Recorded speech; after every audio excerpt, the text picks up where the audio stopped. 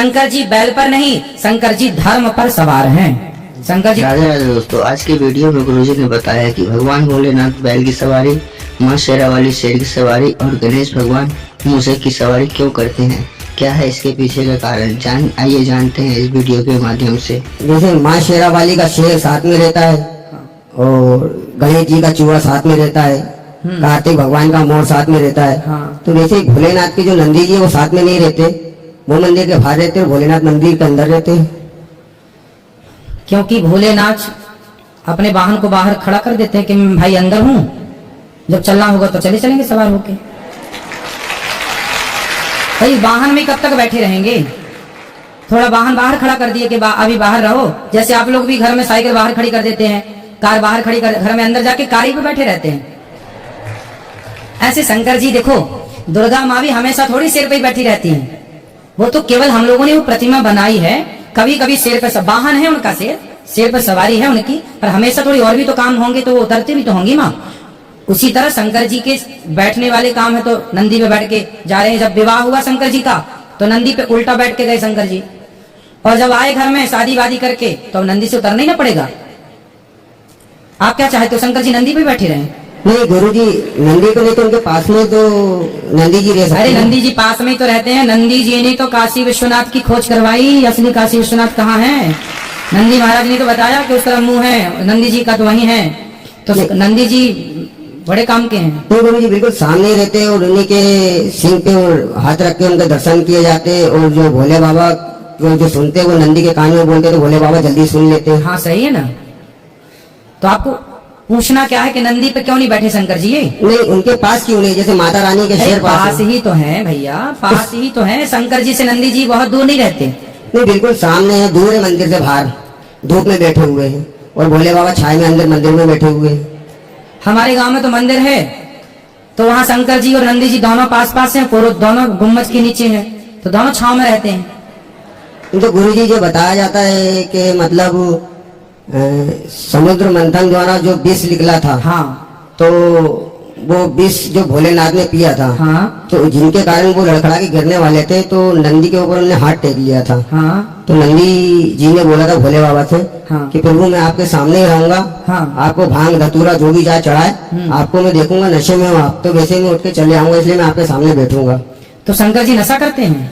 मतलब उनने जो विष पिया था, हाँ, उस विष का थोड़ा जो नहीं, विष का नशा तो लगा ही नहीं शंकर जी, क्योंकि सारा विष कंठ में पड़ा, इसलिए तो नाम पड़ा नीलकंठ। वो तो नीचे उतरा ही नहीं, नीचे उतरता तो जहर का असर होता, नीचे उतरा ही नहीं। जी जी।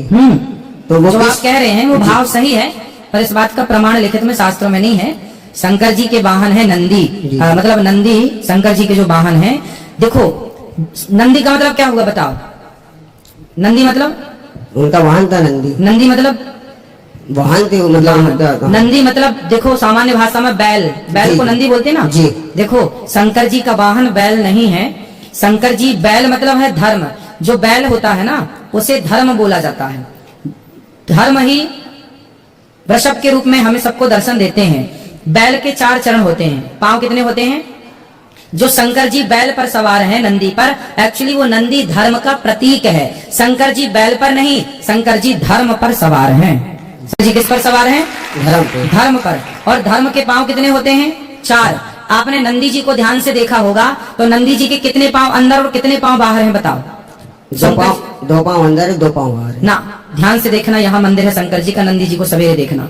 3 पांव अंदर है, 1 पांव बाहर की तरफ है। हाँ या ना? हाँ। तो 3 पांव अंदर। कलयुग में धर्म के 3 पांव टूट चुके हैं जी। कलयुग में धर्म के 3 पांव टूट चुके हैं। सत्य दया दान तप, ये कलयुग के धर्म के 4 चरण हैं। सत्य दया दान तप, जिसमें सत्य दया तप टूट चुका है, एक दान बचा है।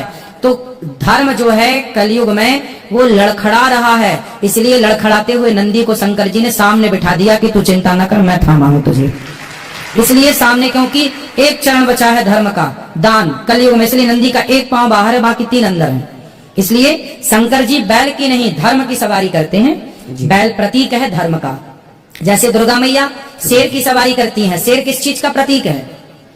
दुर्गा माँ के हाथ कितने हैं? उत्तर दो। 8 हाथ हैं। 8 हाथ कब होंगे? जब 4 लोग खड़े होंगे। 4 कौन कौन? ब्राह्मण, क्षत्रिय, वैश्य और शुद्ध। जब ये चारों एक साथ खड़े होंगे तो चारों के हाथ कितने हो गए? 8। दुर्गा मैया बोली जिस दिन तुम संगठित हो जाओगे, चारों एक हो जाओगे, उस दिन तुम शेर की सवारी कर लोगे, शेर को भी अपने वश में कर लोगे। क्या मजाल मुगलों अंग्रेजों की कि भारत पर कब्जा करते यदि तुम चारों संगठित होते तो, ब्राह्मण क्षत्रिय वैश्य शूद्र। तो ये प्रतीक है, शेर बहादुरी का प्रतीक है। ऐसे चूहा, गणेश जी का वाहन क्या है? चूहा। चूहा। चूहे पर कोई बैठेगा तो चूहा मर नहीं जाएगा? जी गुरुजी। फिर चूहे पर कैसे बैठे? तो चूहे पर बैठने का जो तात्पर्य है बेटा वो यह है कि गणेश जी हैं बुद्धि के देवता, बोलो हाँ जी। और चूहा है तर्क का प्रतीक, उतरता रहता है कुछ। चूहा क्या करेगा? उतरता। तो जो बुद्धि है वो तर्क पर सवार है, मतलब गणेश जी चूहे पर सवार हैं। इसका तात्पर्य हुआ गणेश जी बुद्धि हैं, बोलो हाँ। गणेश जी कौन है? बुद्धि। और चूहा कौन है?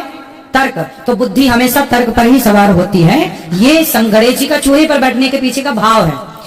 कोई चूहे पर नहीं बैठता, ये हम सब लोगों के लिए हमारे देवी देवताओं के जो वाहन हैं। अब बात तो यह है कि गणेश जी का चूहा कोई सामान्य चूहा नहीं होगा, लेकिन फिर भी हम सबके लिए प्रेरणा यह है कि गणेश जी बुद्धि हैं, तर्क पर सवार हैं।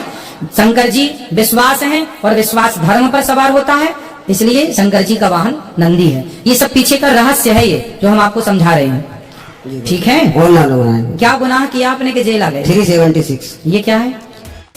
तो दोस्तों आज की जानकारी आपको कैसी लगी? गुरुजी की बातों से आप सहमत हैं तो कमेंट में जरूर राधे राधे बोलो। मिलते हैं अगले वीडियो में, तब तक के लिए राधे राधे, जय